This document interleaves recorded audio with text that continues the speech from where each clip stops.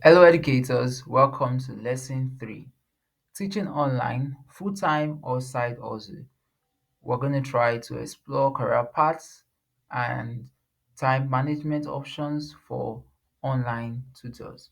First question: if you could earn the same income teaching online as you do now, would you go full time? I want you to grab your answer along as we go through this lesson and hear some of my submissions. All right, so there are two ways to teach online: either teach as a full time educator or a side hustle. If you want to teach as a full time educator, you have to invest in building a digital brand. You can launch into multiple income streams, either teaching in person, teaching online groups, teaching through resources that you create, that is online materials that you create, and you have to consistently show up to teach online. For side hustle, you can teach part-time, or probably just want to test out the opportunity, and it can just be an additional income to whatever role that you may be bearing, maybe in the physical classroom or any other job role that you may be in. All right, so let's look at a few cons and pro to both choices. So for full time, it is highly flexible, but for part time, it is moderately flexible, obviously, because you have a full time role or a 9 to 5 somewhere. For full time, its stability is quite variable because, um, truth be told, the online teaching online is not as stable as you may think, right? So students come, students go, times change, seasons come, seasons go. So there are seasons where students want to rest, they don't want to have online classes again. There are seasons where parents are bubbling. My student is preparing for SAT. Everyone is bubbling. So there are different seasons, right?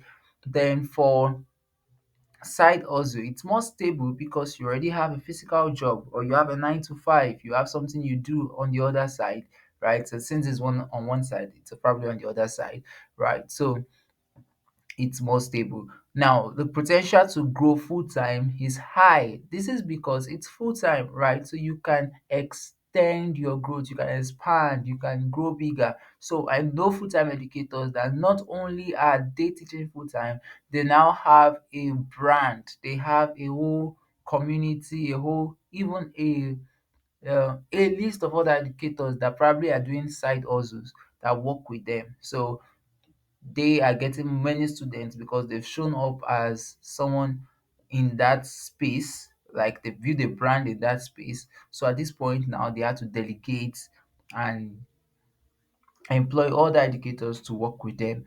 While also for side hustle, it's a gradual process. So you can actually start off as a side hustle and grow into full time. So it's a gradual process of growth. You may want to, when if like the question I asked you at the beginning, I said, do you what would you do if your income teaching online is up to that of what you learn physically? Sometimes that can happen in the first month. Sometimes it can be triple, it can be quadruple. So once you get to that point and you're still having demands, you may want to quit the physical job. So it's a gradual process, it's a choice. And for full time, it requires a lot of time. You need to invest your time. For example, you might be teaching students in the middle of the night. If you are teaching students in Canada, students far east, you might have to teaching them in the middle of the night. I'm speaking for spirit teachers that are teaching from Nigeria. You have to teach from that late. Or if you are teaching from the US and you're teaching someone far down Nigeria or in Asia, you probably have to stay up late in the night to be able to catch up with the classes, or stay up very early in the morning based on choice. Then it's moderate for the side hustle. Also, the risk is higher for full time. As I said, stability is variable, so it definitely has more risk. While for side hustle, it's more risk less risk. Okay, I have to go fast. How much do you really have? How much time do you really have? List your daily activities. Identify 1 or 2 hours you can dedicate. So if you are doing it part time, you probably want to find that window between 4 p.m. and 8 p.m. where the students are either coming back from their daily school activities, or when they before they go to bed. So you have to find somewhere in between that time. Then you need to ask what in your work schedule right now can you automate, probably your family responsibilities, any other responsibilities you may have. How can you create that room to be able to teach online? So choose your path.